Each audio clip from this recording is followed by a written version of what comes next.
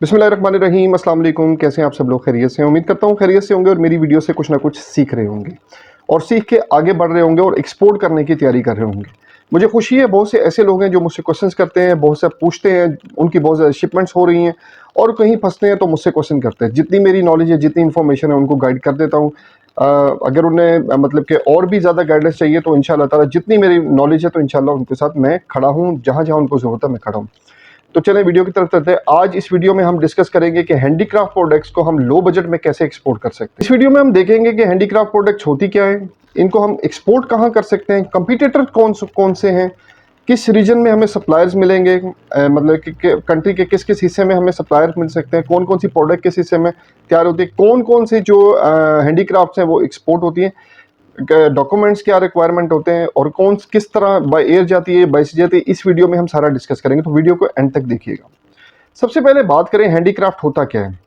इसकी डेफिनेशन आप लोगों को पता होनी चाहिए और ये पता होनी चाहिए कौन कौन सी प्रोडक्ट है। हैंडीक्राफ्ट होता है वो जो प्रोडक्ट आप जो हाथ से तैयार की जाए, वो ग्लास की भी हो सकती है, वुड की भी हो सकती है, शूज भी हो सकते हैं और भी बहुत सी पेपर से भी हो सकती है। कोई भी ऐसी प्रोडक्ट जो हाथ से तैयार की जाए उसको हैंडीक्राफ्ट प्रोडक्ट बोलते हैं। बात यह है कि इसकी डिमांड इंटरनेशनली है कि नहीं है। इंटरनेशनल मार्केट में इसकी बहुत ज़्यादा डिमांड है। वो कैसे? क्योंकि उनकी बाइंग पावर बहुत ज़्यादा है। लोगों को घर से जाने का बहुत ज़्यादा शौक है। लोगों को घर में अपना जो है बहुत सी चीज़ें ऐसी चाहिए होती हैं हैंडीक्राफ्ट प्रोडक्ट टाइप की, तो वो उनकी रिक्वायरमेंट होती है, तो वो जो है इंपोर्ट करते हैं। अच्छा, ये जो है ना, इसकी इंपोर्ट थोड़ी होती है, 4 चलेगी, 5 चलेगी, 6 चलेगी, लेकिन इसमें प्रॉफिट जो है आप 100% तक अर्न कर सकते हो। इसमें प्रॉफिट मतलब स्लो आता है, लेकिन आता ज़रूर है। मतलब ये नहीं है आप जो हो कि आप जो समझो कि हज़ार प्रोडक्ट्स आप एक्सपोर्ट करो, लेकिन नहीं, लेकिन आप जो इसमें अगर आप 10 प्रोडक्ट भी एक्सपोर्ट करोगे, और कंट्रीज़ कितनी है, आप कंट्रीज़ देखो ना, कितनी कंट्रीज़ हैं। आप जितनी कंट्रीज़ में कर सकते हो आप काम करो, ठीक है। उसमें जितनी प्रोडक्ट को आप रीच दे सकते हो दो, आपको अच्छा रेवेन्यू इसमें मिल सकता है। इसके एचएस कोड की बात करें तो डिफरेंट जिप्टर्स में मतलब फॉल करता है। मतलब इसमें जो है काफ़ी ज़्यादा जिप्टर्स में आता है ये। अगर बात करें 33 में आती है अगरबत्ती, जो हम घर में यूज़ करते हैं, वो भी हम एक्सपोर्ट करते हैं। वैसे आप लोगों को ये बता दें, इंशाल्लाह वीडियो बनाएंगे उस पर भी, कैसे उसकी सोर्सिंग वगैरह सब कुछ उसको हम डिस्कस करेंगे। उसके बाद जो है 61 है, 62 चैप्टर में आता है, ये 66 में आता है चैप्टर में।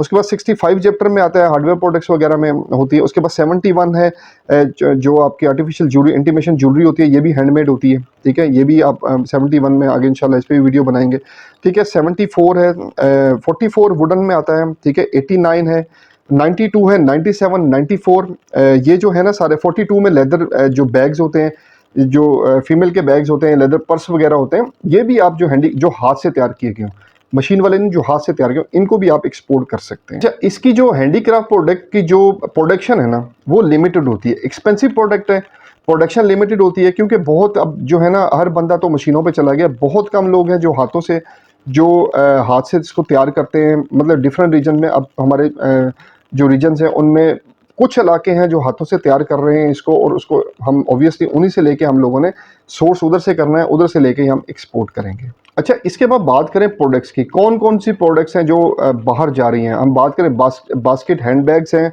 ठीक है, पिक्चर फ्रेम्स हैं। इसके बाद बात करें वॉल डिकोर आइटम्स हैं, बॉक्सेस हैं, डेकोरेटिव एसेसरीज हैं, ऑर्नामेंट्स हैं, वेसेस हैं, ज्वेलरी है, टॉयज़ हैं, कैंडल्स हैं। उसके बाद बात करें कैंडल होल्डर्स हैं, ठीक है। सेरेमिक्स स्कल्पचर्स हैं, वो जो मतलब कि मूर्तियाँ वगैरह जो हैं उसकी बात कर रहे हैं, ठीक है। उसके बाद बोज एंड डिशेस हैं। उसके बाद फर्नीचर है। उसके एम्ब्रॉयडरी और टेक्सटाइल में जो मतलब हाथ से कढ़ाई की हुई, वो एक्सपोर्ट करते हैं। उसके बाद शूज़, जो हैंडमेड शूज़ होते हैं। उसके बाद कारपेट्स हैं, जो हैंडमेड कारपेट बनाए जाते हैं। मशीन वाली इसमें कोई आइटम नहीं है जो एक्सपोर्ट हो, ये सारी हैंडमेड आइटम्स। अब हम रीजन्स की बात करते हैं। पहले नंबर पे बात करें गिलगित बल्तिस्तान की, तो हुंजा और स्कर्दू, ये दो जगह हैं जहाँ से हमें कौन कौन सी आइटम्स मिलेंगी। वहाँ से हमें आपकी जो कारपेट्स मिलेंगे, ठीक है। आपकी एम्ब्रॉयडरी डोरी वर्क जिसको बोलते हैं वो मिलेगी आपको। उसके बाद स्टोन वर्क मिलेगा आपको, शर्मा जिसको बोलते हैं। उसके बाद वुलन क्राफ्ट मिलेगा, उसमें शॉल्स होंगी, उसमें पट्टू होगा। तो ये चीज़ें आपको गिलगित बल्तिस्तान से मिलेंगी, ठीक है। अब वो रीजन में आपको जो, अगर आपको ये प्रोडक्ट एक्सपोर्ट करनी है तो आपको गिलगित बल्तिस्तान जाना पड़ेगा। अब रीजन पंजाब की बात करते हैं। गुजरात, जेहलम, लाहौर, मुल्तान, ठीक है, सिलांवाली, ये 6 गुजरावाला सॉरी ये जो पंजाब में है, ये 6 जगह हैं जहाँ पे आप जो है अपनी प्रोडक्ट, हैंडीक्राफ्ट प्रोडक्ट को बाय करोगे।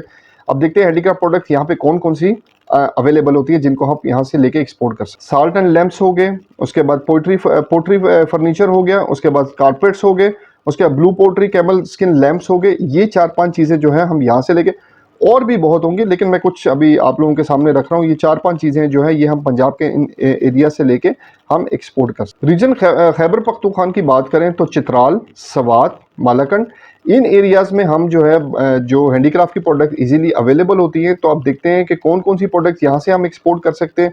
एम्ब्रॉयडरी शॉल्स होगी ट्रेडिशनल जो यूज़ करते हैं, चित्राली जो होगी, उसके बाद सवात शॉल्स होगी, उसके बाद शूज़ हो गए, पेशावरी चप्पल जिसको हम बोलते हैं, उसके बाद ब्रास वर्क हो गया, उसके बाद क्रोशिया वर्क हो गया, जो ऑब्वियसली जो क्रोशिया से जो आप लोगों को पता होगा जो 2 सिलाइयाँ लेके जो औरतें लगी रहती थी पहले पहले तो हर घर में था, लेकिन अब डिफरेंट, अब सिर्फ इसी एरिया में बाकी रह गया, क्रोशिया से काम हुआ, वो हम एक्सपोर्ट कर सकते हैं। वुलन कारपेट्स हो गए, उसके बाद वुडन आर्ट क्राफ्ट हो गया। ये 4-5-6-7 चीज़ें जो हैं हम यहाँ से जो हम केपी के रीजन से हम लेके, जो अगर आप इंटरेस्टेड इन प्रोडक्ट्स में तो आपको ये केपी कैसे मिलेंगे। अब बात करते हैं रीजन सिंध की, कश्मोर, बदीन, शिकारपुर और भी काफ़ी एरियाज़ हैं। यहाँ से हम जो हैंडीक्राफ्ट प्रोडक्ट्स लेके एक्सपोर्ट करते हैं उनमें जो है हाला पोट्री आती है, अजरक आती है, अजरक की चादर आपने देखी होंगी, खशकी आती है, उसके बाद फरासी रग्स आती हैं, उसके बाद बेंगल्स आती हैं, उसके बाद थरी कारपेट आता है। उसके बाद बात करें, इसके बाद बात करें बलूचिस्तान की। बलूचिस्तान में आपने डेरा बुगती, सिब्बी, कलात और खुजदार से बाइंग करनी है चीज़ें, और यहाँ से भी प्रोडक्ट एक्सपोर्ट होती हैं। यहाँ से अगर आप कोयटा से करना चाहें कोयटा से एक्सपोर्ट हो जाती हैं, या आप अगर यहाँ पे कराची लेके आएँ कराची से एक्सपोर्ट करना चाहें तो यहाँ पे हैंडीक्राफ्ट प्रोडक्ट ये 4-5 जो एरियाज़ बताएं यहाँ से आपको मिलेंगी।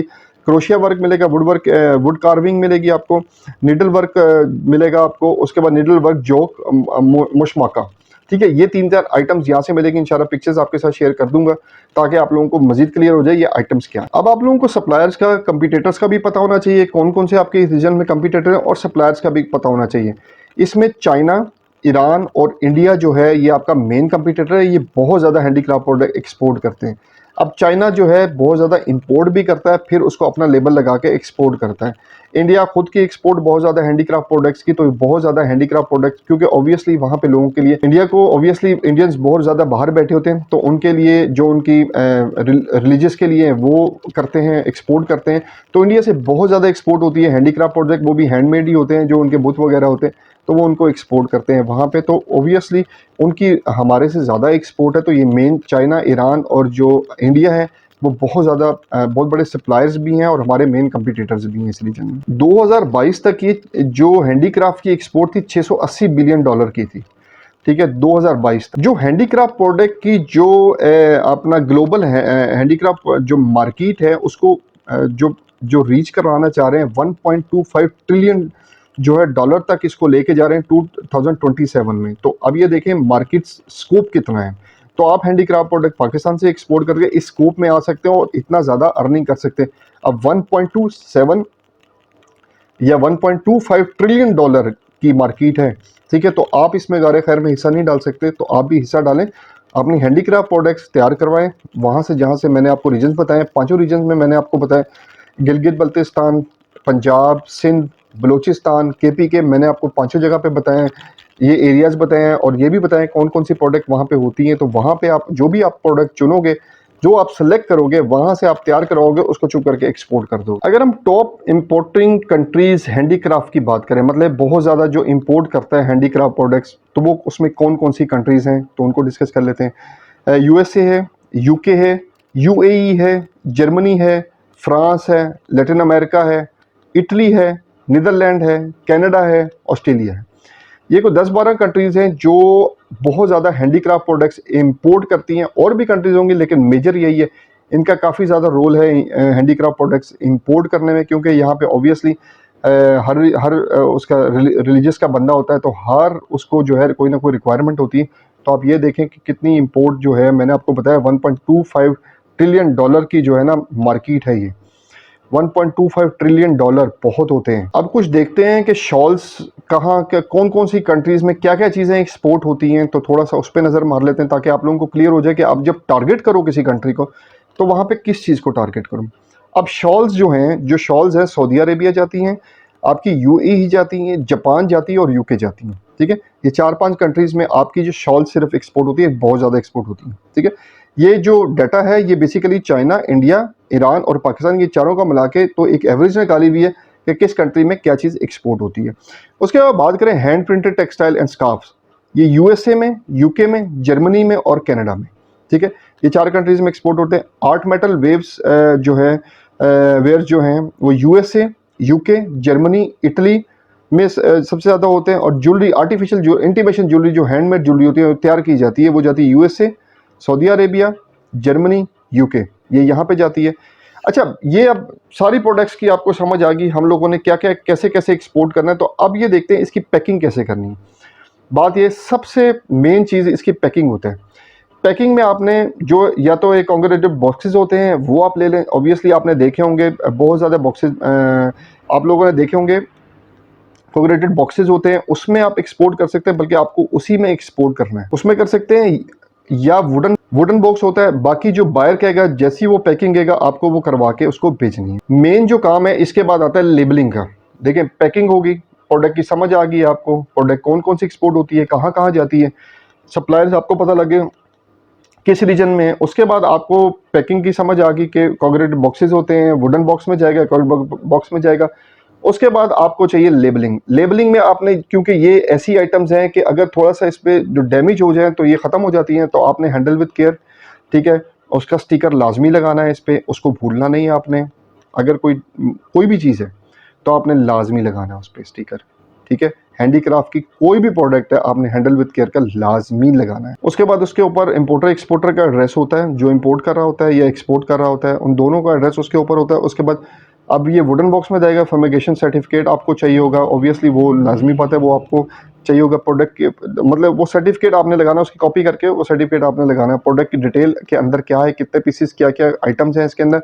उसके बाद बॉक्स की नंबरिंग करनी है, अगर 10 बॉक्स हैं तो 1 नंबर, 2 नंबर, 3 नंबर, 4 नंबर, इस तरह आपने लाजमी बॉक्सिंग की नंबरिंग करनी है, ये रिक्वायरमेंट होती है। उसके बाद डॉक्यूमेंट्स की बात करें, डॉक्यूमेंट्स इतने कोई इसके नहीं है, इंपॉर्टेंट नहीं है, क्योंकि इसके अंदर वही आपका जो है कंपनी रजिस्ट्रेशन आपकी है, उसके बाद जीएसटी आपने लेना है, उसके बाद चैम्बर में रजिस्ट्रेशन, पीएसडब्ल्यू की में इंपोर्ट एक्सपोर्ट का लाइसेंस लेना है। उसके बाद आपने इसको जो है अगर वुडन में करें तो फर्मिगेशन सर्टिफिकेट लेना है, और फाइटोसेंट्री सर्टिफिकेट भी आपने लेना है। उसके बाद टेस्टिंग रिपोर्ट नेसेसरी नहीं है। अगर बायर कहता है आपकी कोई भी ऐसी प्रोडक्ट है जिसकी टेस्टिंग रिपोर्ट ज़रूरी है, अगर बायर कहता है कि वो चाहिए तो आप उसकी टेस्टिंग रिपोर्ट लेके उसको दोगे, अदरवाइज कोई ज़रूरत नहीं है इसकी।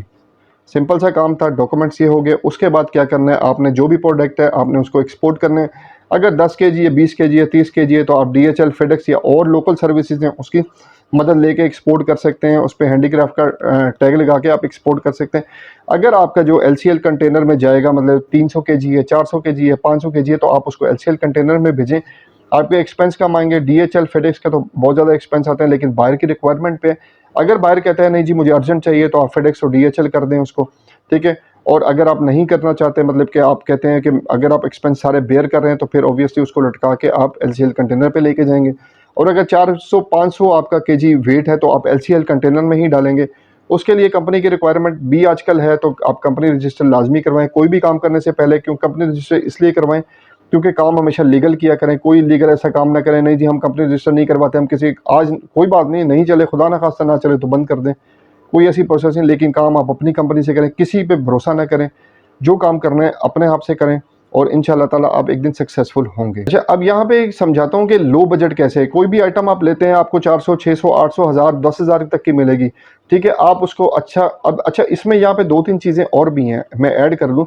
ये तो थी हम लोग टोटल एक्सपोर्ट कर रहे हैं, लेकिन इसको आप अमेजोन पे भी सेल कर सकते हैं, ईबे पे भी आप इसको जो है अकाउंट बना के, पाकिस्तान से अकाउंट बना के आप सेल कर सकते हैं, अच्छा रेवेन्यू जनरेट कर सकते हैं।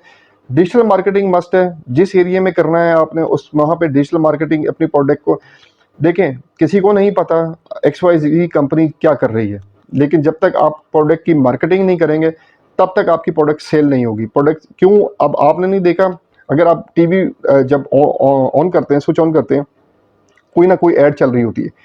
क्या अगर वो यूफोन की ऐड है तो यूफोन का सबको नहीं पता, लेकिन वो बार बार ऐड देते हैं ताकि आप लोगों के दिमाग में बैठे, ठीक है। वो पागल नहीं है, अपना मार्केटिंग का बजट इतना खर्च करते हैं, ठीक है। तो आपको भी ऐसे ही बार बार पिंच करना है। कोई ना कोई आपको ऐसा प्रोडक्ट जो है, एक दफ़ा आपको क्लाइंट मिल गया तो वो आपका सालों साल क्लाइंट लगा रहेगा। तो आपको हिम्मत नहीं हारनी, कोई भी ऐसी प्रोडक्ट हो, ठीक है, उस पर मेहनत करें, मेहनत करने के बाद आप काम करेंगे, इंशाल्लाह उसका रिजल्ट अच्छा आएगा। चलो उम्मीद करते हैं आपको आज की वीडियो से कुछ ना कुछ सीखने को मिला होगा। मेरा मिशन पाकिस्तान की एक्सपोर्ट को इंक्रीज़ करना है, इसमें मेरा साथ दीजिएगा। मेरी वीडियो को लाइक, सब्सक्राइब और शेयर लाजमी किया करें ताकि आने वाले इंपोर्टर एक्सपोर्टर से कुछ ना कुछ सीख सकें। अगली वीडियो तक के लिए अल्लाह हाफिज़।